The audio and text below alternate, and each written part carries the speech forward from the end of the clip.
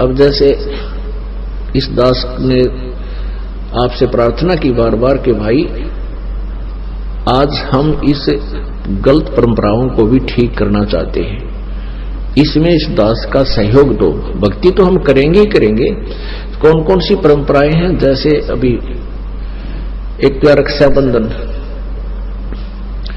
एक ये त्योहार आते हैं, इन पर पटाखे बजाओ, बेगन तार दें, निरा प्रदूषण फैला देते हैं, किसी की आंख फूट जाए, किसी का हाथ कट जाए, किसी का छोर माग लागी हो, सारा जल गया, कितना कोविड में पा दे लिया। तो इस तरह की जो हम करते हैं इसको हमने बंद करना है। अब जैसे सिद्धि और कोथली युग के फंड है, विचार करके देखो। पहले जैसी परंपरा शुरू हुई जब कुछ इसका कुछ और रीजन था, जैसे बारात है, इसकी क्या आवश्यकता है। आजकल के नात को ढंग के आदमी रह रहे, घुटी लाओ, बदनामी करें, नंगे खड़े होकर पेशाब करने लग जाओ, उन्होंने बेरा तो गीत खड़ा है, बाण बेटियां शर्म हो रहा है। तो ऐसे फंड में पान क्यों देकर रखे, अपना सिंपल ब्याह करे। पहले क्या होता था कि जैसे ये बारात ले जाना जरूरी था, क्योंकि बैलगाड़ियां में जाया करते, दूर देश में जाना होता था, और पहले लड़कियों का अभाव था, और एक ब्याह जा करता, 6 खागड़ कुआरे रहा करते। तो पहले न्यों भी होया करता, ग्राम लड़कियां भी खोज लिया करते, जो ब्याह जाती होती, उनके कोई थोड़े बहुत पैसे होते उन्हें छीन लेते। तो इसलिए बारात के लोगों को ले जाना आवश्यक था एज ए बॉडीगार्ड, इसलिए जाते थे ताकि अगले वाला भी मिठाई बनाता था, इस लालच में चले जाए, फिर उनको 1-1 रुपया 1 गिलास, यानी एक ये उनको मेहनताना दिया जाता था। रुपया पहले बहुत महंगा होता था, और आने जाने का किराया, आने जाने का बैलों का, गाड़ियों का खर्च, वो दोनों ही वाहन करते थे, लड़के और लड़की वाला। तो जब थी आवश्यकता, क्योंकि जंगलों में जाना होता था, कोई ठग बदमाश बीच में गड़बड़ी ना करते, अब ऐसी व्यवस्था रही नहीं, तो इसलिए इसको नॉर्मल करना चाहिए हमने। अब दूसरा ये रक्षाबंधन का त्योहार आता है, इसमें ये बहुत गलत त्योहार है, इसको भी हमने सेट करना। जैसे किसी बहन का भाई को ना, और उस दिन वह बहुत रोती है अकेली बैठकर कोने में कि आज मेरा भाई को नहीं, वो किसी मामा के बेटे के बांधेगी, कि चाचा के लड़के के बांधेगी, फॉर्मेलिटी करेगी, लेकिन अंदर में खुशी कती नहीं हो, चाहे किसी के बांध ले। और क्या अर्थ है इसका कि भाई मेरी रक्षा करे, और भाई की रक्षा कौन करेगा। एक बहन बता रही थी कि इसने नाम लिया उस बेटी ने, वैसे तो कई ऐसे उदाहरण हो चुके हैं कि मैं ऐसे ही रक्षाबंधन पर घर गई, और वहां गई तो इंतजार कर रही थी, भाई आने वाला है। घर पहुंच गई मैं, भाई कहीं बाहर गया था काम, बस आएगा अपने भाई का राखी बांधूंगी। थोड़ी देर में भाई की लाश आई मेरे पास, उसका शव आया, मृत्यु होगी एक्सीडेंट में। अब टक्कर मार कर हो रही है, इकलौता भाई था। अब वो भाई अपनी ही रक्षा नहीं कर सका तो बहन की कैसे कर देगा। तो हम क्यों ना सारे ही अपने परमात्मा का राखी बांधा, जो सबका रक्षक है। तो ये परंपरा व्यर्थ की है, फदर भागे जाओ, उधर से उधर जाओ, फिर वही दहेज वाला रौला, राखी बांधने जा, कोई 5,000 दे, कोई 500 दे बेबे को, यानी वो मुंह की तरफ ताके। तो इस तरह जो हम कर्जा बढ़ा रहे हैं एक दूसरे के ऊपर अपना, तो ये भक्ति मार्ग वालों के लिए विशेषकर प्रार्थना है। इस तरह की आडंबरों को हमने समाप्त भी करना है, क्योंकि हमने नहीं अपनाना, कोई ना मानता वो करने वाले करते रहेंगे, उनके लिए कोई। क्योंकि जो स्कूल में बालक आता है, जो विद्यालय में प्रवेश लेता है, उसके लिए आदेश होते हैं अध्यापक के मर्यादा में रहने के। जो हॉस्पिटल में जो किसी डॉक्टर के अंडर ट्रीटमेंट है, उसके लिए परहेज बताए जाते हैं। तो वो परहेज उस मरीज को मानने पड़ेंगे, और जिसने मरना हो मरो, तोड़ो परहेज, करते रहो, फिर उसका लाभ कुछ नहीं होगा। ऐसे ये बहुत परंपरा है। अब जिनका भाई नहीं है, उन बहनों के, उनकी भी यही दशा होती है। और इसमें एक लालच अहम होता है। पहले भी भाई वो था जो कभी कभी जाता था अपनी बहन का, कोई ऐसी बात नहीं थी, भाई बहन की तरह आते जाते थे। और उस दिन विशेष ड्रामा करेंगे, न्योक भाई थोड़ा सा राजी होकर सरेआम खड़ा होकर नो पैसे गणे दे दे, यानी पड़ोसन आदि के कहने से वो एक पाटड़ा, उसका पटड़ा लगाएंगे, फिर उसकी आरती उतारेंगे, फिर तिलक लाएंगे, उसका टीका करेंगे। तो ये भक्ति मार्ग में ये नहीं चलेगा, क्योंकि हमने केवल एक मालिक की पूजा करनी है, किसी अन्य की नहीं, और अपनी पूजा भी नहीं करवानी है, क्योंकि हम फिर भक्तिहीन हो जाएंगे। इसलिए जैसे हम पहले भाई बहन थे, उस जिस दिन वो ब्याह है बहन का, बेटा लड़के या लड़की का, आप जा सकते हैं, सहयोग कराओ।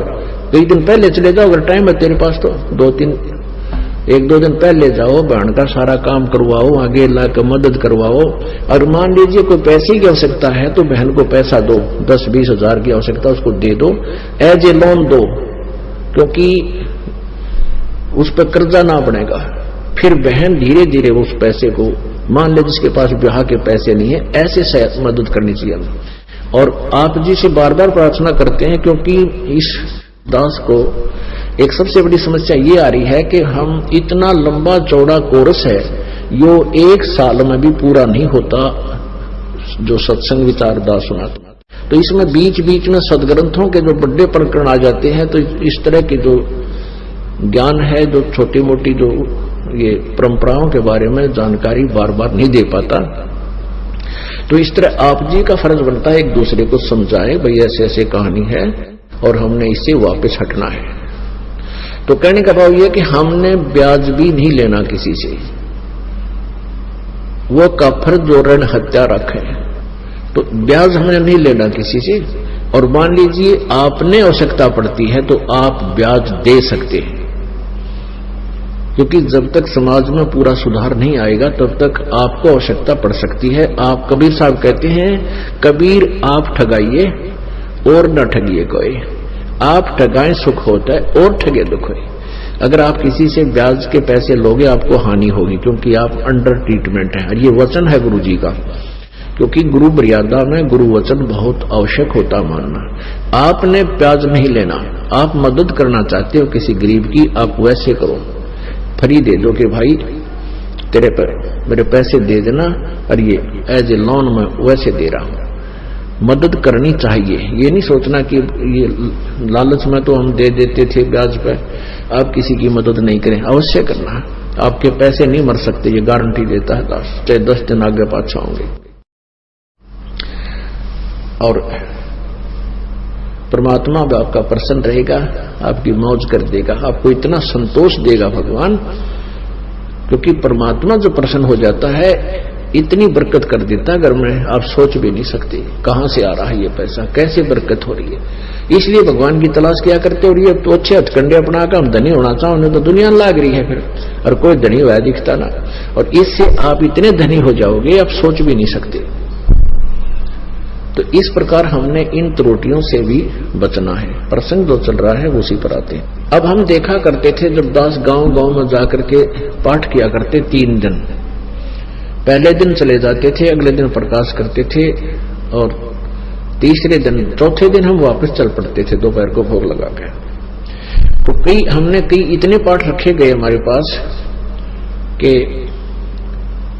जैसे ये होली आती है ना, होली, और फिर अगले दिन वो डंडम डंडा लट्ठम लट्ठा खेल लग रहे वो फाग, वो भी आता। तो हम सत्संग करने जाते थे, पाठ करने जाते थे, तो हम तो कर रहे होते पाठ, हमारे साथ 5-7 भक्त भी जाते थे, घर के परिवार के सदस्य भी वहां के होते थे।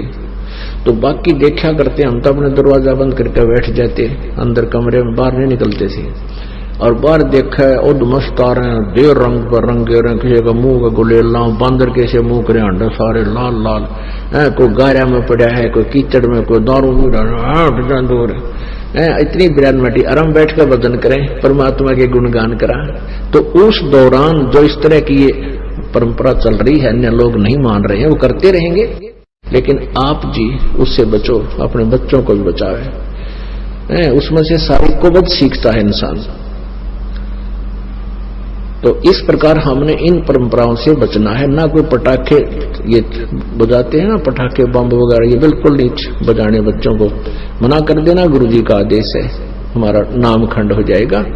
क्योंकि परमात्मा हमें बार बार बताते हैं और संत भी बताते हैं, जो परमात्मा कबीर जी से, परमेश्वर जी से परिचित हुए। और ब्याह शादी के अंदर भी हमने नाचना गाना बिल्कुल नहीं, सिंपल मैरिज करो, दो बच्चों का सहयोग जोड़ना है, वो जोड़ तो भगवान ने रखा, पहले उनके संस्कार बिन मिला रखे हैं। हमने तो ये ड्रामाबाजी करनी है, ये बेमतलब की नहीं करनी चाहिए। स्वाभाविक करो, 5-10 आदमी इकट्ठे हों और परमात्मा का ये रमैणी है, कबीर गरीबदास साहिब जी की असुर निकंदन रमैणी, इसका पाठ कर दे, दोनों बच्चों को बैठाकर 10-5 वक्त आ जाए, उनको खाना खिला दे। तो इससे इतनी अमर वाणी है परमात्मा की, सभी देवी देवताओं का सत्कार, सभी का वहां पर उपस्थिति हो जाती है और वो सदा बच्चे सुखी रहेंगे, क्योंकि उनके पास फिर नाम भी साथ होगा। तो संयोग तो मालिक ने जोड़ रखा है, इस काल ने हमें मूर्ख बना रखा है। ये पैसे के मायाधारी लोग मस्करे, ये फिर ड्रामा बना देते हैं, नाचे गाँव डीजे लाओ, छोरी भी नाचे, सरेआम ड्रामा काटे, एक तरह गजब, ये शर्मबाजी कति संसार की। तो इस प्रकार हमने इसको रिसेट करना है, हमें भगत बन के रहना है। तो क्या बताते हैं, जैसे बहुत से, एक बार देखा, एक समाचार पत्र में पढ़ा और एक हमारे मित्र कह रहा था, मेरे पड़ोस में ऐसी ही घटना घटी कि पहले दिन, जैसे पहले दिन लड़के वाले के घर पे खूब जश्न मनाए जाते हैं, डीजे बाजे, नाचे कूदे, बाण बेटियां सारे बुरी तरह, उनका फोटो ले रखा था। और अगले दिन बारात चली शादी करने के लिए, कलानौर के पास एक्सीडेंट में और 4 व्हीलर टकरा गया, जिसमें 8-10 व्यक्ति मर गए। 4 व्हीलर से वह कार टकरा गई, जिसमें दूल्हा बैठा था, जो शादी करने जा रहा था, वो मर गया। और अगले दिन दोनों फोटो साथ साथ दे रखे थे, टक्कर मार रहे, बाल पाट रही वो बहन बेटियां जो पहले दिन नाचे थी, फंड कर रही थी, अरे टक्कर मार रही है। तो इसी प्रकार संत और परमात्मा से परिचित महापुरुषों ने एक ही बात कही है। एक बार नानक साहिब जी से कहा कि प्रभु, हे भगवान, आप कभी हमें खुशी नजर नहीं आते, ना इन त्योहारों के अंदर आप कभी सहयोग में शामिल होते हो। तो क्या कहते थे कि ना जाने काल की कर डारे, किस भी ढल जा पासावे, और जिनाते सरते मौत खड़क दी, उन्होंने केड़ा हासावे। अब ना बेरा कब के बिजली गिर जाए, 1 सेकंड का नहीं भरोसा किसी का भी। जैसे आप पिछले इतिहास देख लो, 2005 के अंदर हरियाणा के 2 कैबिनेट सत्र के मंत्री एक ही हेलीकॉप्टर में मृत्यु को प्राप्त हुए। उनकी कितनी आशाएं थी, कितनी उमंग थी, किसी मंत्री बने जो पता नहीं क्यों बढ़ाइयां बैठी थी और मिठाइयां बैठी थी, और गए 1 सेकंड में। या क्या, किस चीज पर प्रसन्न हो रहे इंसान, या भूल लाग रही है, अज्ञानता में हम ऐसी कर रहे थे। हमें डर के रहना चाहिए, भगवान का भजन करना चाहिए, और कभी किसी का बुरा नहीं करे। कोई राजपद प्राप्त भी कर लेता है तो कभी भगवान से डर के कलम चलावे, गलती नहीं करे, अपने पापों की गठड़ी सिर पे नहीं रखा है, नहीं तो लज्जा जाएगा वो पापों से गधे की तरह। और पीछे ये आंध्र प्रदेश के मुख्यमंत्री जी हेलीकॉप्टर में क्रैश हो जाने से गिर कर मर गई 1 सेकंड में, और 3 दिन में तो लाश पाई थी, कड़ा पड़ा, कहाँ टुकड़े हुए उसके, जाके कोई फर्स्ट एड करनिया नहीं मिला उसको। और भी बहुत से प्रमाण हैं, जैसे यहाँ पीछे पेपर में आई थी कि हिसार का एक डॉक्टर, बहुत अच्छा डॉक्टर, आंखों का, काफी प्रॉपर्टी उसके पास, अपने छोटे बेटे की एडमिशन दिलाने के लिए पति पत्नी और वो बेटा बैठे जहां थे, कार लिए जा रहे थे अपनी, एक्सीडेंट में तीनों मर गए। और यहाँ पैसे का उसके ऊपर कोई गिनती नहीं कितनी उसके पास, 1 सेकंड में गया कि क्या ले गया। तो हमारे कबीर साहब कहते हैं, परमात्मा कहते हैं, कबीर ये माया अटपटी सब गट आनड़ी, और किस किस न समझाऊं, या तो कुआ भांग पड़ी। जिसने इस भांग को पी रखा वो सारे इससे काम लाग रहे, उसी दोनों में। पोलैंड का एक पूरा कैबिनेट, यानी जिसमें मंत्री प्रधानमंत्री सारे बैठे जाते एक के साथ में, और उस पूरा क्रश हो गया, 6 आदमी मर गए। बताओ, वो सारा कैबिनेट, मंत्री महामंत्री सारे मर गए 1 सेकंड में। तो पुण्यात्माओं, हमारा इस काल की भांग का इतना नशा हो गया कि ये इतने हम रोज देखें झटके पर अपना असर कति नहीं होता, हमने अंडी पाके अंडे जा, और ये अंडीपना इस ज्ञान तो मिटेगा। ये जो ज्ञान आप सुनोगे, हृदय में जमाओगे, तो जब बात बनेगी। ये बातें कहन सुन की नहीं भाई, ये कर पाड़न की है। तो क्या कहते हैं, नानक साहब जी से कहा था, पूछा करते, वो कहते थे, ना जाने काल की कर डारे, और किस विध ढल जा पासावे, और जिनाते सरते मौत खुड़क दी, उन्हानु केड़ा हसावे। या किस चीज पर नाचे गावे किस चीज की खुशी मनाओ, एक सेकंड का भरोसा नहीं। आज पुत्र होने की खुशी मना रहे, डफ बजा रहे सब कुछ, और महीना पीछे मृत्यु हो जाती है, टक्कर मार रहे हैं। तो ये ड्रामाबाजी हम ज्ञान से ही बंद कर सकते हैं, कहने सुनते नहीं हो सकती। तो ज्ञान होगा इस तत्व ज्ञान से। आप सत्संग में आओ, अपने बच्चा ने भी लावे, पुस्तक दो, सीडी ले जाओ, सस्ते से सस्ती दे रहे हम यहाँ सीडियां। हमारा उद्देश्य है कि जनसाधारण तक ये ज्ञान पहुंचे किसी तरह, और ताकि ये आग लगी हुई है ये बुझ जाए, मानो के जो हौस बढ़ गई है माया की ये कम हो और परमात्मा की भक्ति करके अपना कल्याण करवाना। फिर नानक साहब जी से कहा कि प्रभु ए महात्मा जी, क्या आप कभी प्रसन्न नहीं होते? नानक साहब कहते हैं प्रसन्न होता हूं। साध मैंने साड़ी शादी होंदी और विछड़ जान दिलगिरी वे, अखदे नानक सुनो जहाना, या मुश्किल हाल फकीरी वे। जैसे पुण्यात्मा नानक साहिब जी कहता है कि जब तुम यहां आते हो मेरे पास सत्संग सुनने के लिए, और तुम सभी आ जाते हो, पहले थोड़ी संख्या में हुआ करते 100, 200, 50, 150, 250, कि तुम सभी आ जाते हो सत्संग सुनने के लिए मेरे पास प्रति महीना, तो मुझे खुशी होती है कि मेरे बच्चे मेरे ज्ञान पर अडिग हैं, मेरे अनुयायी, और वो किसी से भ्रमित नहीं हुए, काल के दूतों से वो भ्रमित नहीं हुए, तुम्हारा जीवन बर्बाद ना हुआ, तो मुझे खुशी होती है। तुम साध माने जो साधना कर रहे हैं, साधक, साध यानी सब बुराइयों को छोड़कर साधु रूप में जो रहते हैं, वो चाहे गृहस्थी हैं, चाहे कर्म योगी हैं या कर्म सन्यासी हैं। कहते हैं कि साध मिले साड़ी शादी होंदी और बिछड़ जाए दिलगिरी वे। जब तुम चले जाते हो मुझे मायूसी छा जाती है कि ना जाने इनमें किसी पुण्यात्मा को कोई काल का दूत काल के पाले में ना ले जावे, इनको भ्रमित ना कर। साध मिले साड़ी शादी होंदी बिछड़ जाए दिलगिरी वे, अखदे नानक सुनो जहाना, मुश्किल हाल फकीरी वे। कि भक्ति का करना बहुत मुश्किल है। मुश्किल इसलिए है कि काल के दूत ज्यादा हैं, काल के साधक ज्यादा हैं, और वो रंग हमारा पहले ही चढ़ा हुआ था। जरा सा कोई आकर 2-4 कह देंगे, हम फिर उसी रंग में रंग जाते हैं। तो जब तुम वापस आ जाते हो तो मुझे खुशी होती है, तुम जाते हो जब ये डर बना रहता है, ये दुख बना रहता है कि कहीं इनकी भक्ति का कोई नाश ना करते।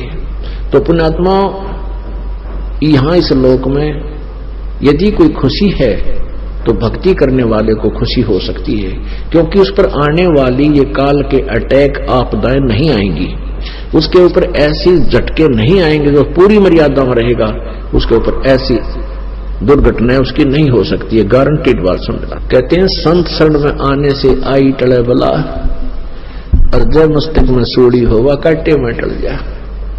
यानी परमात्मा की भक्ति से यदि हमारे प्रारंभ में कोई एक्सीडेंट दुर्घटना में मृत्यु भी होनी हो तो भी टांग टूट कर। हमसे जुड़े रहने के लिए हमारे YouTube चैनल को सब्सक्राइब करें और नई वीडियो की नोटिफिकेशन के लिए बेल आइकॉन को दबाएं। अगर आप ये वीडियो Facebook पर देख रहे हैं तो लाइक जरूर करें और ज्यादा से ज्यादा शेयर करें। धन्यवाद।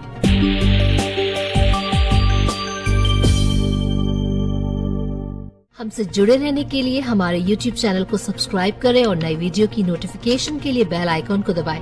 अगर आप ये वीडियो Facebook पर देख रहे हैं तो लाइक जरूर करें और ज्यादा से ज्यादा शेयर करें। धन्यवाद।